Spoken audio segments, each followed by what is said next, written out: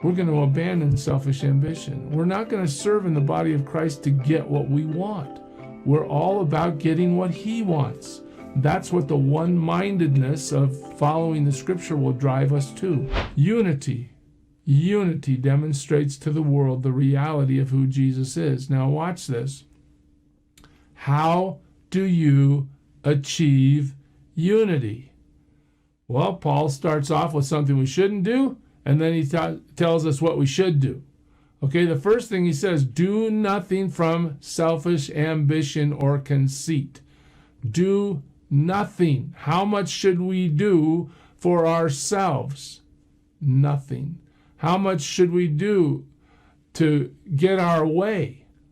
Do nothing from selfish ambition or conceit. I want you to see this, church. This is so critical to our life together. Look at this. The word for selfish ambition is eretheia, okay? And it means seeking to win followers. The idea is that you're trying to gain an advantage by having people agree with you as you drive the wedge of division into the body of Christ, trying to get your way. You seek to win followers. You have rivalries with other people. Your attitude of selfish ambition creates strife.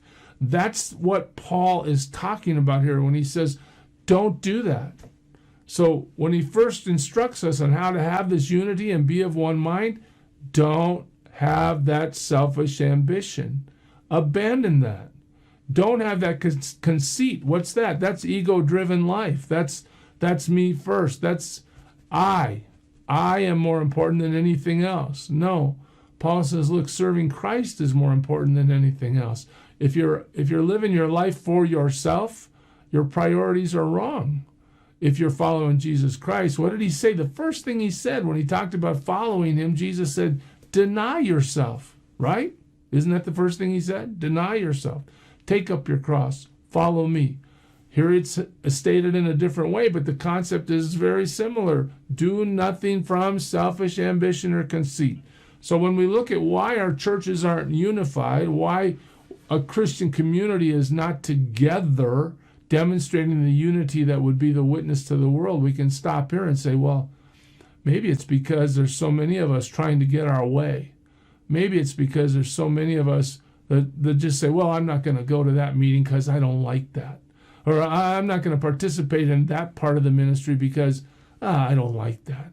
It's not serving me the way I need it to serve me.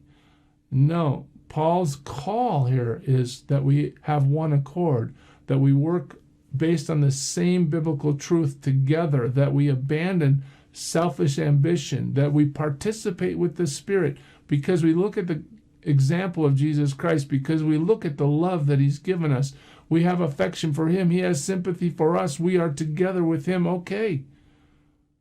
We're going to abandon selfish ambition. We're not going to serve in the body of Christ to get what we want. We're all about getting what he wants. That's what the one-mindedness of following the Scripture will drive us to that place where we want what he wants and we pursue what he wants. Okay, and here now, he's told us what not to do. Abandon selfish ambition, abandon conceit. Now he's going to tell us what we should do, but in humility. Humility. So the key to unity is here, humility. This is the other side of the coin of selfish ambition and conceit, right? Humility. Humility. You know, when he wrote to the church in Ephesus, what did he say? Submit to one another out of reverence to Christ. In other words, nobody's the big hotshot here. We're not trying to drive a singular individual agenda. What are we doing? We're trying to obey Jesus Christ through the Spirit's power based on the truth of his word so that we, in humility, serve him well. Live in a manner that's live in a manner that's worthy of the gospel. How do you do that? Well, here it is. Count others more significant than yourselves. Now, church, we could just park on this for a minute and just let that seep in. What are you being told? What am I being told right here? That one of the reasons we have division and disunity is because I think of myself as more important than you. You're not as significant as me. I mean, isn't that the natural human tendency? Isn't that where the sinful nature takes us? Okay, but God says, look, I've transformed your heart now. You're new from the inside out. It's no longer about what you want. Deny yourself. Take up your cross. Follow me. Quit doing things with selfish ambition.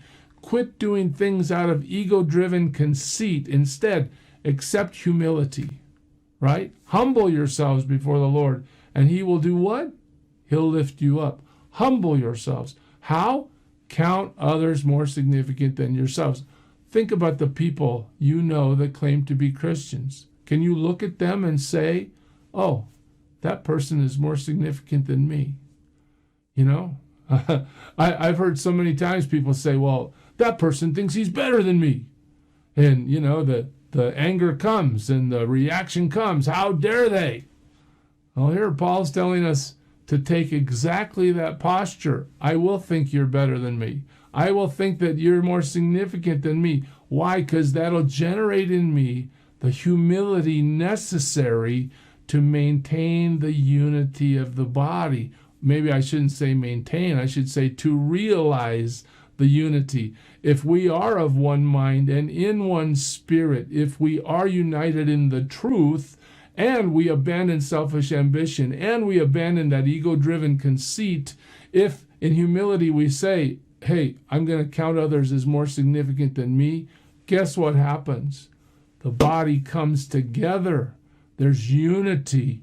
That realization of what Jesus prayed for happens.